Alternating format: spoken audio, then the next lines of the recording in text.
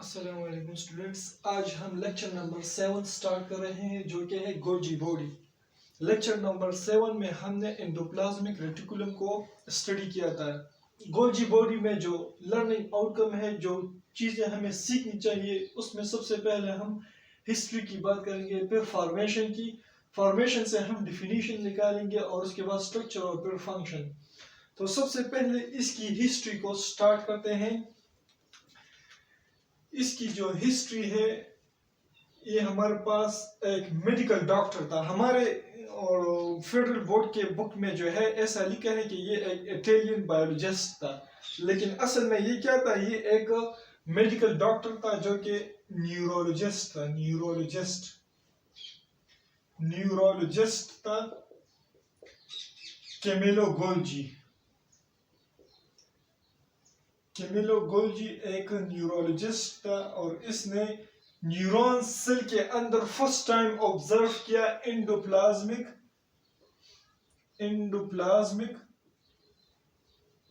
Reticulum, Golgi body को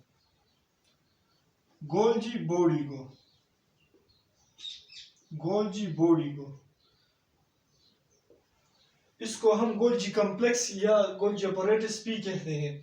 अब इसकी फॉर्मेशन की हम बात करते हैं। इससे पहले मैंने कौन सा टॉपिक पढ़ाया था, इसको सबसे पहले डायग्रामेटिकली एक्सप्लेन करता है। फर्स्ट करिए, हमारे साथ एक सेल है, ये हमारे पास है सेल है, न्यूक्लियस सेंटर में होता है, ये हमारे पास न्यूक्लियस। तो मैंने आपको पढ़ाया था कि न्यूक्लियस के नजदीक जो एंडोप्लाज्मिक रेटिकुलम, जो मैंने पहले टॉपिक पढ़ाया था, न्यूक्लियस के नजदीक कौन सा एंडोप्लाज्मिक रेटिकुलम है? न्यूक्लियस के नजदीक जो है रफ एंडोप्लाज्मिक रेटिकुलम है, क्योंकि इसके साथ राइबोसोम इसके साथ अटैच है। और इसके बाद फिर स्मूथ एंडोप्लाज्मिक रेटिकुलम। तो रफ एंडोप्लाज्मिक रेटिकुलम के ऊपर जो राइबोसोम है, ये प्रोटीन सिंथेसिस करता है, लेकिन ये प्रोटीन फिर कहा जाता है, ये मटेरियल जो इसमें बनते हैं या न्यूक्लियस से जो मटेरियल इसमें आए होते हैं, वो रफ एंडोप्लाज्मिक रेटिकुलम से पास होकर स्मूथ एंडोप्लाज्मिक रेटिकुलम में आ जाता है, और फिर इससे कुछ वेसिकल्स और ट्यूब्यूल्स अराइज हो जाते हैं, बर्ड ऑफ हो जाते हैं। तो ये इससे जो वेसिकल्स और ट्यूब्यूल्स निकल जाते हैं, इसमें भी ये पार्टिकल्स या ये सब्सटेंसेस जो है मौजूद होते हैं, जो कि प्रोटीन, कार्बोहाइड्रेट या लिपिड वगैरह है। अब ये सब्सटेंसेस या ये वेसिकल और ये ट्यूब्यूल जब आपस में मिल जाए, यहाँ पर इस तरह से मिल जाए और एक सेक लाइक स्ट्रक्चर बनाए, तो इस स्ट्रक्चर को हम क्या कहते हैं? इसको हम गोल्जी बॉडी कहते हैं, गोल्जी बॉडी। तो ये स्ट्रक्चर जो है, इन दोनों की फ्यूजन से जो स्ट्रक्चर बना, इसको हम क्या कहते हैं? इसको हम गोल्जी बॉडी कहते हैं। अब यहाँ पर ये वेसिकल्स और ट्यूब्स आते रहेंगे और इस तरह से फ्लैट एंड सेक्स बनाते रहेंगे। ये एनिमल सेल की मैं बात कर रहा हूँ, एनिमल सेल की। प्लांट सेल में ये थोड़ा सा डिफरेंट है, उसको भी हम एक्सप्लेन करेंगे। अब ये इस तरह से वेसिकल्स आते रहेंगे और इस तरह से स्टैक ऑफ इंटरकनेक्टेड स्टैक्स जो है वो बनते रहेंगे। इसको फिर हम नाम देते हैं गोल्जी कॉम्प्लेक्स का। यानी एनिमल सेल में कौन सा गोल्जी बॉडी किस फॉर्म में प्रेजेंट होती है? कॉम्प्लेक्स फॉर्म में। तो ये हमारे पास क्या हुआ? Golgi complex. और प्लांट सेल में जो है इसकी जो अपीयरेंस है वो थोड़ी सी अलग है। इसमें जो एनिमल सेल में जो है ये इंटरकनेक्टेड होते हैं एक दूसरे के साथ। अगर एमसीक्यूज में ये आ जाए कि interconnected stacks of flat and sacs is known as, तो वो क्या है? Golgi complex. और ये किस चीज में प्रेजेंट होते हैं कि the Golgi complex is present in animal cell. तो ये एनिमल सेल में जो है ये प्रेजेंट होते हैं, एनिमल सेल में। और अगर हम प्लांट सेल की बात करें, तो यहां पर मैं सिंपली इसी डायग्राम में इसको एक्सप्लेन करता हूं। प्लांट सेल की अगर हम बात करें, प्लांट सेल की, प्लांट सेल की अगर हम बात करें तो इसमें जो ये फ्लैटेंड सेक्स है ये इंडिविजुअली मतलब एक साथ सारे प्रेजेंट होते हैं, लेकिन ये जो है कनेक्टेड नहीं होते। और प्लांट सेल में इस इंडिविजुअल जो फ्लैटेंड सेक्स है जो प्रेजेंट होते हैं लेकिन कनेक्टेड नहीं हो, इसको हम क्या कहते हैं? डायक्टियोमोसोम्स।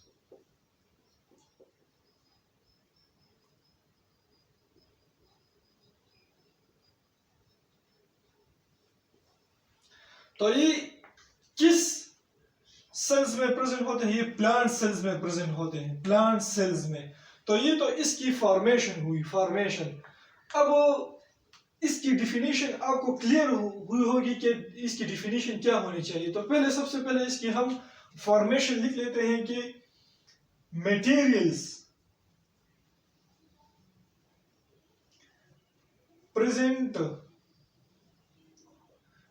in endoplasmic reticulum से वेसिकल और ट्यूब्यूल की फॉर्म में निकल जाती है, जिसे हमने यहां पर अभी पढ़ा, और ये फिर आपस में फ्यूज होकर फ्यूज्ड यानी मिल जाते हैं। तो उसको हम क्या कहते हैं? Golgi body. अगर इंटरकनेक्टेड हो गोल्जी कॉम्प्लेक्स, और अगर सेपरेट हो तो डायक्टियोसोम्स। प्लांट सेल में ये प्रेजेंट होते हैं। अब इसके बाद हम इसकी डिफिनीशन करते हैं। तो डिफिनीशन भी इससे हम निकाल सकते हैं कि the long tubular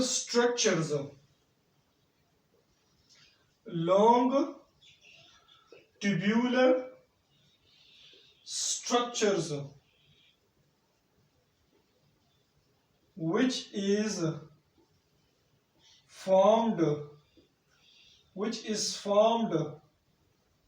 by endoplasmic reticulum। तो ये हमारे पास की शॉर्ट डिफिनीशन हुई। कुछ लोग कहते हैं कि इंटरकनेक्टेड स्टैक्स ऑफ, ये तो उसका स्ट्रक्चर है। तो चलिए अब इसकी स्ट्रक्चर को हम एक्सप्लेन करते हैं। स्ट्रक्चर को ये हमारे पास ये मैं एक ट्यूब्यूल की, एक फ्लैटेंड सेल की स्ट्रक्चर यहां पर बनाता हूं, फर्ज करें।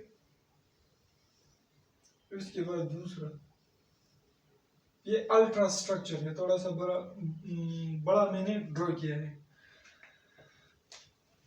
यहां से हम इसको एक्सप्लेन करते हैं। देखो यहां से हमारे पास ये वेसिकल और ट्यूब यहां पर आते हैं और इसका सेक जो है बनाते हैं। तो इसको हम फॉर्मिंग फेस कहते हैं। क्यों? यहाँ पर ये वेसिकल और ट्यूब आ गया, गोल्जी बॉडी का जो सेक है, फ्लैटेंड सेक है, इसको बनाते हैं, फॉर्म करते हैं, इसकी फॉर्मेशन यहाँ से होती है। तो इसको हम फॉर्मिंग फेस कहते हैं। फॉर्मिंग फेस यहाँ पर जो है एक और इंपॉर्टेंट एमसीक्यूज है कि the vesicles or tubules which unite in which form of the Golgi body, in which part। तो वो हमारे पास कौन सा पार्ट है? Forming face. तो यहाँ पर जो है हमारे पास वेसिकल यूनाइट का मतलब है कि एक साथ इकट्ठे हो जाना, यूनाइट। तो यहाँ पर यूनाइट होती है क्या चीजें? हमारे पास जो वेसिकल्स है, वेसिकल्स और ट्यूब्यूल्स, ये कहां से एराइज हुई थी? ये वेसिकल्स और ट्यूब्यूल्स ये हमारे पास एंडोप्लाज्मिक रेटिकुलम से एराइज हुई थी। अब ये ऐसे वेसिकल्स आते रहेंगे और फ्लैटेंड सेक्स और ये चीजें बनती रहेंगी, लेकिन इसकी जो मैच्योरिंग, इस फेस को हम, इस पार्ट को हम क्या कहते हैं? इस पार्ट को हम कहते हैं मैच्योरिंग फेस। मैच्योरिंग फेस जो है ये हमारे पास मैच्योरिंग फेस। यहां से दोबारा जो है हमारे पास बर्ड ऑफ हो जाती है वेसिकल्स, एक्सक्रीटरी वेसिकल्स, या in the form of lysosomes. Lysosome भी एक स्ट्रक्चर है जो कि इसके बाद हम डिस्कस करेंगे, और ये क्यों होती है अभी इसकी फंक्शन में इसको हम डिस्क्राइब करेंगे। लेकिन इसके बाद तो मैच्योरिंग फेज से दोबारा जो है बर्ड ऑफ हो जाती है, एराइज हो जाती है वेसिकल्स और ट्यूब्स, और इसमें भी ये एंजाइम पार्टिकल वगैरह जो है ये प्रेजेंट होते हैं। प्रोटीन या कार्बोहाइड्रेट वगैरह। अब ये इसका फॉर्मिंग फेज हुआ और इस फेज को हम क्या कहते हैं? इस फेज को हम कहते हैं सिस फेज। इसको हम कहते हैं सिस फेज और इसको हम कहते हैं, दूसरा नाम है इसका ट्रांस फेज। ट्रांस फेज, ये हमारे पास सिस फेज हुआ और ये हमारे पास ट्रांस फेज हुआ। अब ये जो हमारे पास ये वाला फेज है, ये हमारे पास कन्वेक्स है।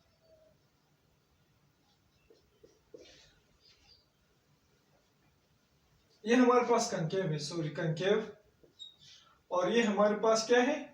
कन्वेक्स। ये हमारे पास क्या है? कन्वेक्स है, कन्वेक्स। इसमें कुछ इंपॉर्टेंट फंक्शंस हैं हमारे पास। सबसे पहले ये हमारे पास सेल सिक्रीशन। सेल सिक्रीशन में ये हमारे पास मदद करती है, सेल सिक्रीशन। सेल सिक्रीशन हमारे पास जो सेल के अंदर कुछ इंपॉर्टेंट चीजें या सब्सटेंसेस बन जाती है या उसको सेल से बाहर सिक्रीट या निकालना हो एक्सोसाइटोसिस के जरिए, तो उसको हम सेल सिक्रीशन का नाम भी देते हैं। ये हमारे पास ज्यादातर ये गोल्जी बॉडी जो है उन सेल्स में ज्यादा प्रेजेंट होती है जिसमें सिक्रीशन ज्यादा होती है। वो ग्लैंड्स हो, हमारे पास जो ज्यादा ग्लैंड्स है उसमें गोल्जी बॉडी ज्यादा प्रेजेंट होती है। अब इसके बाद हम पढ़ते हैं मॉडिफिकेशन। मॉडिफिकेशन क्या करती है? प्रोटीन्स और लिपिड्स की मॉडिफिकेशन करती है। हमारे पास हमने पढ़ा था कि एंडोप्लाज्मिक रेटिकुलम से जो वेसिकल्स और ट्यूब्स आए होते हैं, तो उसमें प्रोटीन्स, लिपिड्स, कार्बोहाइड्रेट्स, ये सारी चीजें प्रेजेंट होती है, लेकिन इसको मॉडिफाई करती है गोल्जी बॉडी। हमारे पास जो प्रोटीन है इसके साथ कंबाइन करती है कार्बोहाइड्रेट को कंबाइन करके ये हमारे पास एक स्ट्रक्चर बनाता है जिसको हम कहते हैं ग्लाइकोप्रोटीन। और लिपिड के साथ भी हमारे साथ कार्बोहाइड्रेट को कंबाइन करता है, तो वो हमारे पास क्या है? वो हमारे पास है वो हमारे पास है, ये हमारे पास ग्लाइकोप्रोटीन हुआ, ग्लाइकोप्रोटीन। और ये हमारे पास क्या हुआ? ग्लाइकोलिपिड। ये हमारे पास ग्लाइकोलिपिड हुआ, ग्लाइकोलिपिड।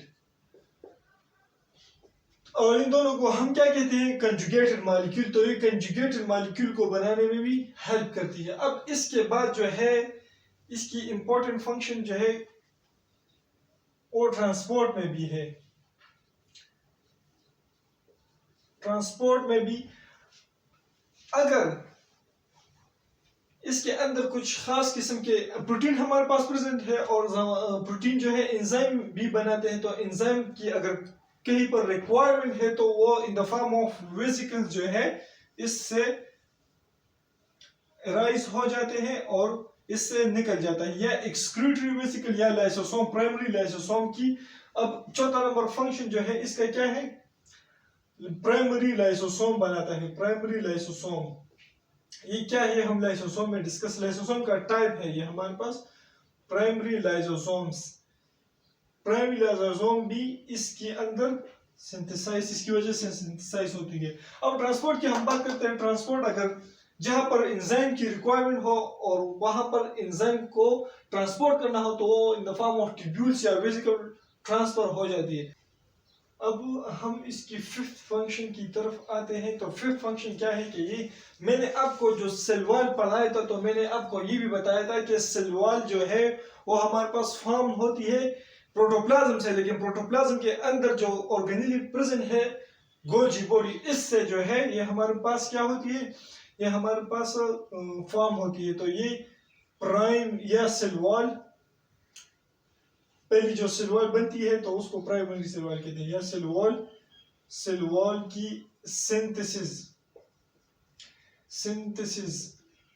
में हेल्प करती है। सेल वॉल सिंथेसिस में हेल्प करती है। और ये कौन करता है? प्लांट सेल के अंदर कौन सा प्रेजेंट होता है। गोजी बॉडी या गोजी बॉडी को हम क्या कहते हैं वहां पर, तो उसको हम क्या कहते हैं, डिक्टियोसोम।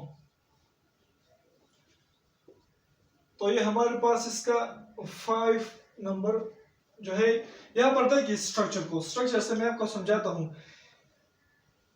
एंडोप्लाज्मिक रेटिकुलम से जो है, एंडोप्लाज्मिक रेटिकुलम से रफ एंडोप्लाज्मिक रेटिकुलम, इसके दो फॉर्म्स हैं ना, रफ एंडोप्लाज्मिक रेटिकुलम फिर स्मूथ एंडोप्लाज्मिक रेटिकुलम।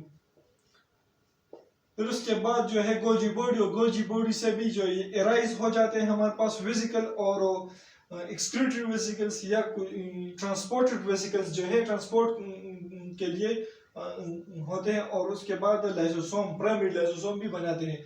तो ये ट्रांसपोर्ट वेसिकल जो है ये हमारे पास ट्रांसपोर्ट सेल के अंदर करता है, और ये एक्सक्रीटरी वेसिकल के अंदर कुछ सब्सटेंसेस जो है वो प्रेजेंट होती है, लेकिन वो सेल मेम्ब्रेन की तरफ जब चली जाती है और यहाँ पर हमारे पास एक्सोसाइटोसिस होता है, तो हमारे पास एक्स्ट्रा सेल्यूलर फ्लूइड में इस सब्सटेंसेस को छोड़ देती है हमारे पास। तो ये यहाँ पर इस तरह से एकोमोडेट होनी शुरू हो जाती है। और जब हमारे पास सेल डिवीजन होता है प्लांट सेल में, जब हमारे पास इस तरह से डिवीजन होता है, जब साइटोप्लाज्म डिवाइड होता है, तब ये हमारे पास ये वेसिकल जो है इस तरह से यहाँ पर आकर हमारे पास एक दूसरे के ऊपर एकोमोडेट हो जाते हैं, और जब ये डिवाइड होना स्टार्ट हो जाते हैं तो ये हमारे पास एक दूसरे के साथ फ्यूज्ड हो जाते हैं। ये हमारे पास इस तरह से फ्यूज्ड हो जाते हैं, और ये सेल जब सेपरेट हो जाते हैं तो ये हमारे पास सेल वॉल की फॉर्मेशन यहाँ पर हमारे पास होती है। और इसको जो हम नाम देते हैं, तो इसको हम एक नाम देते हैं इस चीज को, जब यहाँ पर इकट्ठे हो जाते हैं तो इसको हम क्या कहते हैं, फ्रेगमोप्लास्ट का नाम, यहाँ पर हम इसको फ्रेगमोप्लास्ट का नाम देते हैं। तो ये फिर जब सेल डिवाइड हो जाता है तो प्राइमरी सेल वॉल सबसे पहले जो है प्राइमरी सेल वॉल की फॉर्मेशन होती है। तो यहाँ पर हमारे यंग सेल में, तो यहाँ पर हमारे पास कौन सा सेल वॉल जो है अभी प्रेजेंट होगा, वो प्राइमरी सेल वॉल। तो इस तरह से ये हमारे पास सेल वॉल की फॉर्मेशन में भी मदद देती है। और ये जो ट्रांसपोर्टेड वेसिकल है ये हमारे पास जो सेल के अंदर जहाँ पर मटेरियल्स रिक्वायर्ड हो तो वहां पर ये सब्सटेंसेस को ट्रांसपोर्ट करती है। और लाइसोसोम, इसके बाद जो टॉपिक आएगा उसमें हम लाइसोसोम, लेक्चर नंबर 8 में हम लाइसोसोम की स्ट्रक्चर, फंक्शन और उसको डिस्कस करेंगे। तो ये आज हमारा लेक्चर था, और हमारे चैनल को लाइक करें, शेयर करें और सब्सक्राइब करें। Thank you.